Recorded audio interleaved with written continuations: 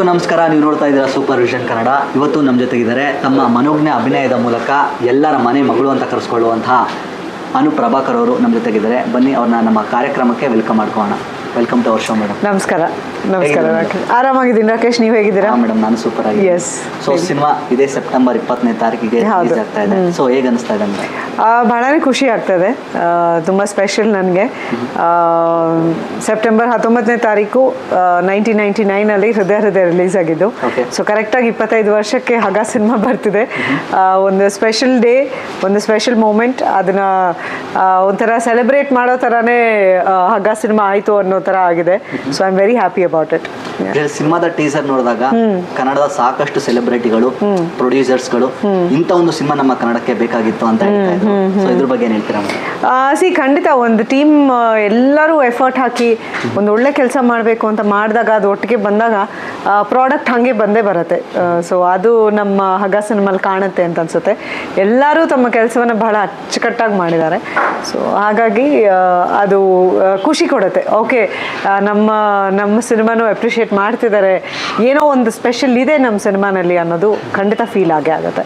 ಇದು first look poster release ಆದಾಗ so ಎಲ್ರಿಗೂ ಶಾಕ್ ಆಯ್ತು. ಹೌದು, ಇದು ನಿಜವಾಗ್ಲೂ ಅನು ಪ್ರಭಾಕರ್ ಅವರೇನ ಎಲ್ರದ್ದು ರಿಯಾಕ್ಷನ್. ಸೊ ನಿಮ್ಮ ಮನೇಲಿ ಯಾವ ರೀತಿ ರಿಯಾಕ್ಷನ್ ಇತ್ತು, ಹಾಗೆ ಇಂಡಸ್ಟ್ರಿ ಫ್ರೆಂಡ್ಸ್ ಯಾವ ರೀತಿ ಏನು ಹೇಳಿದ್ರು? ಆಫ್ಕೋರ್ಸ್ ತುಂಬಾ ಜನ ರಿಯಾಕ್ಟ್ ಮಾಡಿದ್ರು, ತುಂಬಾ ಜನ ನನಗೆ ಫೀಡ್ಬ್ಯಾಕ್ ಕೂಡ ಕೊಟ್ಟರು. ಇವು ತುಂಬಾ ಡಿಫ್ರೆಂಟ್ ಆಗಿದೆ, ತುಂಬಾ ಚೆನ್ನಾಗಿದೆ. ಮೋಷನ್ ಪೋಸ್ಟರ್ ಆಗಲಿ, ನನ್ನ ಬರ್ಡೇಗೆ ಅವಿನಾಶ್ ಫಸ್ಟು ಲುಕ್ ರಿವೀಲ್ ಮಾಡಿದ್ರು, ಅದಾದಮೇಲೆ ಟೀಸರ್ ಬಂತು. ಸೊ ಡೆಫಿನೆಟ್ಲಿ ಪಾಸಿಟಿವ್ ರಿಯಾಕ್ಷನ್ ಖಂಡಿತ ಇದೆ ರಾಕೇಶ್. ಆ್ಯಂಡ್ ಮೇಯ್ನಾಗೆ ಈ ಥರ ವಾಟ್ ಹ್ಯಾವ್ ಯು ಡನ್, ಈ ಥರ ಏನು ಮಾಡಿದ್ದೀರಾ, ಒಂದು ಸೂಪರ್ ಹೀರೋ ಫೀಲಲ್ಲಿದೆ ಪಾತ್ರ ಅನ್ನೋ ಥರ. ಸೊ ಖಂಡಿತ ಕ್ಯೂರಿಯಾಸಿಟಿ ಖಂಡಿತ ಕ್ರಿಯೇಟ್ ಆಯಿತು. ಹೋಪ್ಫುಲಿ ಅದು ಜನ ಥಿಯೇಟ್ರಿಗೆ ಬರೋದ ಮೂಲಕ ಸಿನಿಮಾ ಏನಿದೆ ಅದು ಜನರನ್ನು ಮುಟ್ಲಿ ಅಂತ ನಾನು ಆಶಿಸ್ತೀನಿ. ಮೇಡಮ್, ಈಗ ನೀವು ಸಾಕಷ್ಟು ಸಿನಿಮಾಗಳನ್ನ ನಡೆಸಿದ್ದೀರಾ, ಆದರೆ ಇದು ಹೊಸಬರ ತಂಡ. ಸೊ ಈ ಸಿನಿಮಾ ನಾನು ಮಾಡಲೇಬೇಕು ಅಂತ ನಿಮಗೆ ಒಂದು ಯಾವ ಪಾಯಿಂಟ್ ಇಷ್ಟ ಆಯಿತು ಸಿನಿಮಾದಲ್ಲಿ? ಅಂದರೆ ಯಂಗ್ಸ್ಟರ್ಸು, ಅವಿನಾಶ್ ಅಂತವರು first time he is directing, ಮೊದಲನೇ ಸಿನಿಮಾ ಅವ್ರಿಗೆ. ರಾಜ್ ನಮ್ಮ ಪ್ರೊಡ್ಯೂಸರು, ಅವ್ರಿಗೂ ಮೊದಲನೇ ಸಿನಿಮಾ. ಸೊ ಆದರೆ ಯಂಗ್ಸ್ಟರ್ಸ್ ಬಂದಾಗ ಒಂದು ಒಳ್ಳೆ ಸಿನಿಮಾ ಮಾಡ್ತಾ ಇದ್ದೀವಿ, ಈ ಥರ ಅಂದ್ಕೊಂಡಿದ್ದೀವಿ, ಇದು ಕಥೆ ಹೀಗಿದೆ, ಪಾತ್ರ ಹೀಗಿದೆ, ನಿಮ್ಮ ಪಾತ್ರ ಹೀಗಿದೆ ಅಂದಾಗ ಓಕೆ ನನ್ನನ್ನು ಯೋಚನೆ ಮಾಡಿದ್ರಾ ನೀವು ಇದರಲ್ಲಿ ಅಂತ ಆಬ್ವಿಯಸ್ಲಿ ಪ್ರಶ್ನೆ ಬಂದೇ ಬರುತ್ತೆ. ಬಟ್ ಅಲ್ಟಿಮೇಟ್ಲಿ ಖುಷಿ ಆಗುತ್ತೆ ರಾಕೇಶ್. ಓಕೆ, ಯಂಗ್ಸ್ಟರ್ಸು ಇವಾಗಲೂ ಇದು ಅನು ಮೇಡಮ್ ಮಾಡಿದ್ರೆ ಚೆನ್ನಾಗಿರುತ್ತೆ ಅಂತ ಅನ್ಕೋತಾರೆ ಅನ್ನೋದು ನನ್ನ ಸೌಭಾಗ್ಯ. ಸೊ ಅದು ಖಂಡಿತ ಖುಷಿ ಕೊಡುವಂಥ ವಿಷಯ. ಆ್ಯಂಡ್ ಅವಿನಾಶ್ ಮಾಡ್ಕೊಂಡಂಥ ಹೋಮ್ವರ್ಕ್ ನಂಗೆ ತುಂಬ ಇಂಪ್ರೆಸ್ ಆಯಿತು. ನನ್ನ ಪಾತ್ರ ಅಷ್ಟೇ ಅಂತಲ್ಲ, ಇಡೀ ಸಿನಿಮಾ ಹೇಗೆ ಇವತ್ತು ನೀವೇನು ಪೋಸ್ಟರ್ ನೋಡ್ತಾ ಇದ್ದೀರಾ, ಅದೇನು ಗೆಟಪ್ ಇದೆ ಅದನ್ನು ಫಸ್ಟ್ ಡೇ ಬಂದಾಗಲೇ ಅವ್ರು ನನಗೆ ಎಕ್ಸ್ಪ್ಲೈನ್ ಮಾಡಿದ್ರು. ಹಿ ಶೋಡ್ ಮೀ ಇಮೇಜಸ್, ಹೋಮ್ವರ್ಕ್ ಮಾಡಿ ಅವ್ರು ಸ್ಕೆಚಸ್ ಮಾಡಿಕೊಂಡು ಮೇಡಮ್ ಹಿಂಗಿರತ್ತೆ, ಹಿಂಗೆ ಬೇಕು, ಹಿಂಗೆ ಬರುತ್ತೆ ಅಂತ ಅದು ಏನು ಅವ್ರು ಹೇಳಿದರು ಅದನ್ನು ಹಾಗೆ ಬೆಳ್ಳಿ ತೆರೆ ಮೇಲೆ ತಂದಿದ್ದಾರೆ. So that is impressive. ಯಾಕಂದರೆ ನಾವು ಅಂದ್ಕೊಳ್ಳೋದು ಒಂದು, ಓಕೆ ಹಿಂಗೆ ಬರತ್ತೆ, ಹಿಂಗಾಗಬೇಕು, ಹಂಗಾಗಬೇಕು ಅಂತ. ಬಟ್ ಅಲ್ಟಿಮೇಟ್ ಪ್ರಾಡಕ್ಟ್ ಹಂಗೆ ಬರತ್ತಾ ಇಲ್ವಾ ಅನ್ನೋದು ಸ್ವಲ್ಪ ಡೌಟೇ ಇರುತ್ತೆ ಯಾವಾಗಲೂ.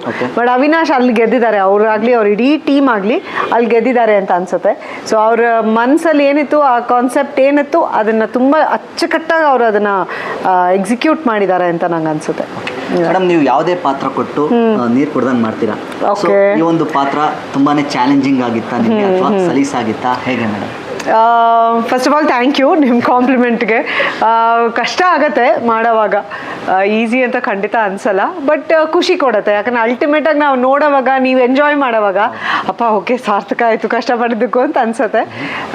ಖಂಡಿತ ಎಫರ್ಟ್ ಅಂತೂ ಖಂಡಿತ ಹಾಕಲೇಬೇಕಿತ್ತು. ಬಟ್ ಅವಿನಾಶ್ ಜೊತೆ ಕೆಲಸ ಮಾಡಿ ತುಂಬ ಈಸಿ ಆಯಿತು ನನಗೆ ರಾಕೇಶ್. ತುಂಬ ಕ್ಲಾರಿಟಿ ಇತ್ತು ಅವ್ರ ಮನಸ್ಸಲ್ಲಿ, ಹೀಗೆ ಬೇಕು, ಇಷ್ಟೇ ಬೇಕು, ಇದೇ ಬೇಕು ಅನ್ನೋದು. ನಾನು ಬೆಳೆದು ಬಂತ ಟೈಮ್ ಆ ಥರ ಎಲ್ಲ ಸೀನಿಯರ್ ಡೈರೆಕ್ಟರ್ಸ್, ನಾರಾಯಣ್ ಸರ್ ಇಂದ ಹಿಡಿದು ಎಲ್ಲ ಸೀನಿಯರ್ ಡೈರೆಕ್ಟರ್ಸ್ ಜೊತೆ ವರ್ಕ್ ಮಾಡುವಾಗ ಮಹೇಂದರ್ ಸರ್ ಇರ್ಬೋದು, ತುಂಬ ಕ್ಲಾರಿಟಿಯಿಂದ ಹೇಳೋರು. ನಾರಾಯಣ್ ಸರ್ ಡೈಲಾಗ್ ಓದ್ಬಿಟ್ಟು ಹೇಳೋರು, ಹಿಂಗೆ ಹೇಳ್ಬೇಕಾನು ಅಂತ ಅಷ್ಟೇ. So it was very easy ಅವಾಗ ನಮ್ಗೆ ಕೆಲಸ ಮಾಡೋಕ್ಕೆ. ಈಗಿನ ಟೈಮಲ್ಲಿ ಮೇಡಮ್ ನೋಡಿ ಈ ಥರ ಹಿಂಗೆ ಮಾಡ್ತೀರಾ ಅಂತ ಹೇಳ್ಬಿಡ್ತಾರೆ. ಬಟ್ ಅವಿನಾಶ್ ಆಗಿರಲಿಲ್ಲ, ತುಂಬ ಕ್ಲಿಯರ್ ಇತ್ತು, madam this is what I want, ಈ ಎಕ್ಸ್ಪ್ರೆಷನ್ ಬೇಕು, ಇದು ಬೇಕು ಅಂತ. ಸೊ ಅವಾಗ ನನಗೂ ಈಸಿ ಆಗೋದು, ಓಕೆ ಇದಿದೆ ಅವ್ರ ಮನಸ್ಸಲ್ಲಿ, ಇದನ್ನು ನಾನು ಡೆಲಿವರ್ ಮಾಡಬೇಕು ಅನ್ನೋದು. ಎಫರ್ಟ್ ಖಂಡಿತ ಹಾಕಲೇಬೇಕಾಗಿತ್ತು. ತುಂಬ ರೋಪ್ ಸೀಕ್ವೆನ್ಸಸ್ಸು, ಹ್ಯಾಂಗಿಂಗು, ಫ್ಲೈಯಿಂಗು, ಜಂಪಿಂಗು ಅದೆಲ್ಲ ಇದೆ. ಸಿ ಜಿ ಕೂಡ ಮಾಡಿದ್ದಾರೆ, ಬಟ್ ಸ್ಟಿಲ್ ಅದು ಗೆಟಪ್ಪೇ ಒಂದು ಚಾಲೆಂಜ್ ಆಗಿತ್ತು ರಾಕೇಶ್. ಮೇಕಪ್ ಹಾಕೊಳ್ಳೋಕೆ 2 hours, ಮೇಕಪ್ ತೆಗಿಯೋಕೆ 2 hours, so it was quite tough. So yeah, but ನನ್ನ ಬೆಸ್ಟ್ ನಾನು ಟ್ರೈ ಮಾಡಿದ್ದೀನಿ ಅಂತ ಹೇಳ್ತೀನಿ. ಸೊ ಯಾರ್ದೋ ಒಂದು ಪ್ಲಾನ್ ಆಗಿತ್ತು ಮೇಡಮ್, ಆ ಒಂದು ನಿಮ್ಮ ಒಂದು ಮೇಕಪ್ ಆಗಿರ್ಬೋದು, ಎವ್ರಿಥಿಂಗ್ ವಾಸ್ ಅವಿನಾಶ್. ಎಲ್ಲ ತುಂಬ ಕ್ಲಾರಿಟಿಯಿಂದ ನಾನು ಹೇಳಿದ್ನಲ್ಲ, ನೀವು ಪೋಸ್ಟಲ್ಲಿ ಏನು ಲುಕ್ ನೋಡ್ತಾ ಇದ್ದೀರಾ, that is the first look he showed me when he came. ಈ ಥರ ಅಂದರೆ ಸೀನ್ಸ್ ಬರುತ್ತೆ, ಸೀನ್ಸು ಇದು ಲಾಸ್ಟಲ್ಲಿ ಏನು ನಿಮಗೆ ಫಿನಿಶಿಂಗ್ ಕೊಡ್ತಾರೆ ಕಥೆಗೆ, ಅದರಲ್ಲಿ ಈ ಥರ ಕಾಣುತ್ತೆ ಪಾತ್ರ, ಹಿಂಗಿರುತ್ತೆ, ಈ ಥರ ಬ್ಲೂ ಮೇಕಪ್ಪು, ಈ ಥರ red ice, everything he was very clear. So ತುಂಬ ಈಸಿ ಆಯಿತು ನನಗೆ. ನನ್ನ ಮೇಕಪ್ ಮ್ಯಾನ್ ಅವರು ಆಫ್ಕೋರ್ಸ್ ಓದಾಡಿದ್ರು ಪಾಪ, ಕರೆಕ್ಟ್ ಶೇಡ್ ಕರೆಕ್ಟಾಗಿ ಬರಬೇಕು, ಲೆನ್ಸ್ ಕರೆಕ್ಟಾಗಿ ಸಿಗಬೇಕು, ಆ ಥರ ಎಲ್ಲ. ಬಟ್ ಅಲ್ಟಿಮೇಟ್ ಪ್ರಾಡಕ್ಟ್ ನಿಮ್ಗೆ ಕಾಣಿಸುತ್ತೆ. ಸೊ ಎಷ್ಟು ಟೈಮ್ ತಗೋತಿದ್ರಿ ಮೇಡಮ್ ಮೇಕಪ್ ಮಾಡ್ಕೊಳ್ಳೋದಕ್ಕೆ? ಹೇಳಿದ್ನಲ್ಲ 2 hours. ಮೇಕಪ್ ಹಾಕಕ್ಕೆ 2 hours, ಗೆಟಪ್ ಹಾಕ್ಕೊಂಡು ಆ ಮೇಕಪ್ ಹಾಕಿ ಫುಲ್ ಬ್ಲೂ ಮಾಡಿ, ಪ್ಲಸ್ ಮಾರ್ಕ್ಸ್ ಮಾಡಬೇಕು ಬಿಕಾಸ್ ಗ್ರಾಫಿಕ್ ಮಾಡೋಕ್ಕೆ. ಸೊ ತುಂಬ ಎಫರ್ಟ್, ನನ್ಗಿಂತ ಜಾಸ್ತಿ ಎಫರ್ಟ್ ನನ್ನ ಟೀಮ್ ಹಾಕಿದೆ ಅಂತ ಹೇಳ್ತೀನಿ. ನನ್ನ ಮೇಕಪ್, ನನ್ನ ಹೇರ್ ಡ್ರೆಸ್ಸರ್, ನನ್ನ ಸ್ಟಾಫ್, ನನ್ನ ಅಸಿಸ್ಟೆಂಟ್ಸ್, ನಮ್ಮ ಹುಡುಗರು, ಅವ್ರುಗಳೇ ಜಾಸ್ತಿ ಕೆಲಸ ಮಾಡಿದ್ದಾರೆ ಅಂತ ಅನ್ಸುತ್ತೆ. ಬಿಕಾಸ್ ಎಲ್ಲೂ ಪ್ಯಾಚ್ ಕಾಣೋ ಹಾಗಿಲ್ಲ, ಎಲ್ಲ ಕಡೆ it had to be blue. So ನಾನು ಎಲ್ಲೂ ಒಂದು ಸ್ವಲ್ಪ ಹಿಂಗೆ ಅಂದ್ರೇ ಇಲ್ಲಿ ಲೈನ್ಸ್ ಬಂದ್ಬಿಡೋದು ರಾಕೇಶ್. ಸೊ ಮತ್ತೆ ಕುತ್ಕೊಂಡು ಮೇಕಪ್ ಹಚ್ಚೋದು. ಸೊ ನಾನು ಮೇಕಪ್ ಮ್ಯಾನ್ ಗ್ರೇಗ ಸಾಧ್ಯ. ನಾನು ಅವರು ಸುಮಾರು ಆಲ್ಮೋಸ್ಟ್ 25 ವರ್ಷದಿಂದ ನನ್ನ ಜೊತೆ ಕೆಲಸ ಮಾಡ್ತಾ ಇದ್ದಾರೆ. ಸೊ ಹೇಳಿ 25 ವರ್ಷದಲ್ಲಿ ಹಚ್ಚದೇ ಇರೋ ಅಷ್ಟು ಮೇಕಪ್ ಇದೊಂದು ಸಿನಿಮಾನ ಹಚ್ಬಿಟ್ಟಿದ್ದೀರಾ ನೀವು ಅಂತ. So it was tough. Makeup ತೆಗಿಯೋಕ್ಕೆ 2 hours, ಮೇಕಪ್ ಆದಮೇಲೆ ಆ ಬ್ಲೂ ಮೇಕಪ್ ಅದು ಅಷ್ಟು ಈಸಿಯಾಗಿ ಬರಲ್ಲ. ಸೊ ಅದನ್ನು ತೆಗಿಯೋಕ್ಕೆ ಇನ್ನೊಂದು 2 hours. ಸೊ ಇಟ್ ವಾಸ್ ತುಂಬಾ ಕಷ್ಟ. ಬಟ್ ನನ್ನ ಟೀಮ್ ಪಾಪ ತುಂಬ ಕಷ್ಟಪಡ್ತು. ಮೇಡಮ್ ಈಗ ಹಗ್ಗ ಅಂತ ಬಂದ್ರೆ 2 ಪದ, ಅದು ಯೂಶಲಿ ಯಾರು ಕೂಡ ಅಂದ್ಕೊಂಡಿರಲ್ಲ. ಹಗ್ಗ ಅನ್ನುವಂಥ ಟೈಟಲ್ ಅಲ್ಲೇ ಒಂದು ಸಿನಿಮಾ ಬರುತ್ತೆ. ಸೊ ಹಗ್ಗ ಎನ್ನುವಂಥ ಟೈಟಲ್ ಈ ಸಿನಿಮಾಗೆ ಯಾಕೆ ಬೇಕಾಯ್ತು? ಹಗ್ಗ ಅನ್ನೋದು ಒಂದು ಪಾತ್ರನೇ ಸಿನಿಮಾನಲ್ಲಿ, ಮುಖ್ಯವಾದ ಪಾತ್ರನೇ ಹಗ್ಗ ಅಂತ ಹೇಳ್ತೀನಿ. ಸೊ ನೀವು ಸಿನಿಮಾ ನೋಡಿದ್ರೆ ನಿಮ್ಗೆ ಅರ್ಥ ಆಗುತ್ತೆ ಯಾಕೆ ಈ ಥರ ಟೈಟಲ್ ಇಟ್ಟಿದ್ದಾರೆ ಅಂತ. ಇದೇ ಪ್ರಶ್ನೆ ನಾನು ಅವಿನಾಶಕ್ಕೆ ಕೇಳಿದ್ದೆ. ಅವರು ಮೇಡಮ್ ನೀವು ಕಥೆ ಕೇಳಿ ನಿಮ್ಗೆ ಗೊತ್ತಾಗತ್ತೆ ಅಂದರು. ಸೊ ಆಬ್ವಿಯಸ್ಲಿ ಒಂದು ಮುಖ್ಯವಾದ ಪಾತ್ರನೇ ನಿರ್ವಹಿಸ್ತಾ ಇದೆ ಹಗ್ಗ ಅನ್ನೋದು. ಸೊ ನೀವು ಸಿನಿಮಾ ನೋಡಿದಾಗ ಆ ಹಗ್ಗ ಮೂಲಕ ಏನು ಕಥೆ ಹೇಳಿದ್ದಾರೆ ಅನ್ನೋದು ನಿಮ್ಗೆ ಅರ್ಥ ಆಗುತ್ತೆ. ಯೂಶಲಿ ಟೀಸರ್ ನೋಡಿದಾಗ ಹಗ್ಗನೇ ಒಂದು ಗದೆ ಥರ ಮಾಡ್ಕೊಂಡು ಫೈಟ್ ಮಾಡಿದ್ರೆ ಅದೇಗಿತ್ತು ಮೇಡಮ್? ಅದೆಲ್ಲ ಕಾನ್ಸೆಪ್ಟ್ ಅವಿನಾಶ್ ಅವ್ರದ್ದೇ Rakesh. He had everything clear. ಹಗ್ಗ ನಾ ಹೇಳಿದ್ನಲ್ಲ, ಅದೇ ಒಂದು ಪಾತ್ರ. ಆ ಹಗ್ಗಕ್ಕೆ ಒಂದು ಜೀವ ಬಂದ್ಬಿಟ್ಟು ಅದಕ್ಕೊಂದು ಪಾತ್ರ ಥರ ಆಗ್ಬಿಡತ್ತೆ. ನಾ ಜಾಸ್ತಿ ಹೇಳಿದ್ರೆ ನಮ್ಮ ಡೈರೆಕ್ಟ್ ಬೈಕ್ ಬಿಡ್ತಾರೆ. So I can't tell you. So ನೀವು ಸಿನಿಮಾ ನೋಡಿ ನಿಮ್ಗೆ ಅರ್ಥ ಆಗುತ್ತೆ. ಸೊ ಅದೇ ಒಂದು ಪಾತ್ರನೇ ಆಗಿದೆ ಅದು ನಮ್ಮ ಸಿನಿಮಾನಲ್ಲಿ. ಸೊ ಹಾಗಾಗಿ ನೀವು ಪಾರ್ಟ್ 1, ಪಾರ್ಟ್ 2 ಅಂತ ಹಾಕಿದ್ದಾರೆ ಅವರು. ಸೊ ನಮ್ಮ ಸಿನಿಮಾ ಏನಿದೆ, ನಾವು ಇದು ಪಾರ್ಟ್ 1 ನಿಮಗೆ ಫುಲ್ ಕಥೆ ಗೊತ್ತಾಗುತ್ತೆ.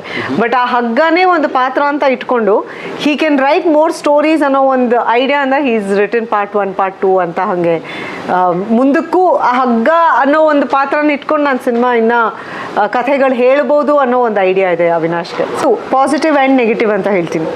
ಯಾಕಂದರೆ I can't tell you what exactly ಕಥೆನಲ್ಲಿ ಅದು ಹೆಂಗೆ ಬರುತ್ತೆ ಅಂತ ನಾನು ಹೇಳಲ್ಲ.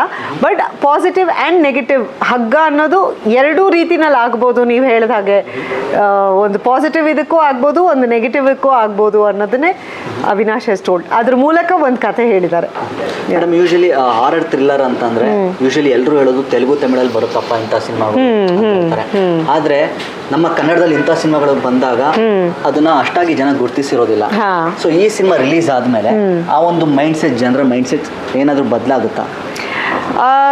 ಈ ಥರ ಜಾನ್ರೆ ಇಷ್ಟಪಡೋರು ತುಂಬ ಜನ ಇರ್ತಾರೆ ರಾಕೇಶ್. ಆ್ಯಂಡ್ ಈ ಥರ ಸಿನಿಮಾ ಬಂದಾಗ ಅವ್ರಿಗೆ ಪಬ್ಲಿಸಿಟಿ ಆಗಿ ಈ ಥರ ಒಂದು ಸಿನಿಮಾ ಬರ್ತಿದೆಯಂತೆ ಅಂತ ಅವ್ರಿಗೆ ವಿಷಯ ಗೊತ್ತಾದಾಗ ಖಂಡಿತ ಅವರು ಮಿಸ್ ಮಾಡದೆ ಬಂದು ನೋಡ್ತಾರೆ.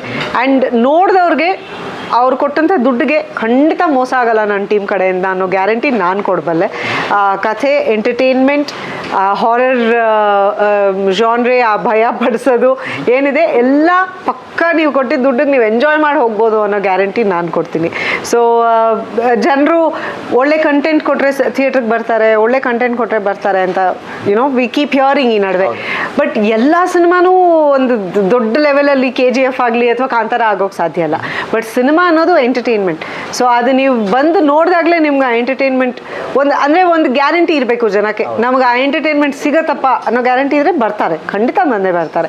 ಸೊ ಜನ ಬರಲಿ ಅಂತ ನಾನು ಆಶಿಸ್ತೀನಿ, ಬಿಕಾಸ್ ಆ 100% ಗ್ಯಾರಂಟಿ ನಾನು ಕೊಡ್ತೀನಿ. ಯಾಕಂದ್ರೆ ನಮ್ಮ ಇಂಡಸ್ಟ್ರಿಯಲ್ಲಿ ಇತ್ತೀಚೆಗೆ ಒಂದು ಕಪ್ಪು ಛಾಯೆ ಆವರಿಸ್ಕೊಂಡಿತ್ತು, ಸಿನಿಮಾಗಳು ಬರ್ತಾ ಇರಲಿಲ್ಲ, ಥಿಯೇಟರ್ಗೆ ಜನ ಬರ್ತಾ ಇರಲಿಲ್ಲ. ಆದ್ರೆ ಈಗ ಭೀಮಾ ಮತ್ತು ಕೃಷ್ಣಂ ಪ್ರಣಯ ಸಖಿ ಒಂದು ದೊಡ್ಡ ಲೆವೆಲ್ಗೆ ಹಿಟ್ಟಾಗಿ ಜನ ಮುಗಿಬಿದ್ದೀಗ ಸಿನಿಮಾಗಳನ್ನ ನೋಡ್ತಾ ಇದ್ದಾರೆ. ಸೊ ಇದ್ರ ಬಗ್ಗೆ ಏನ್ ಹೇಳ್ತೀರಾ ಮೇಡಮ್?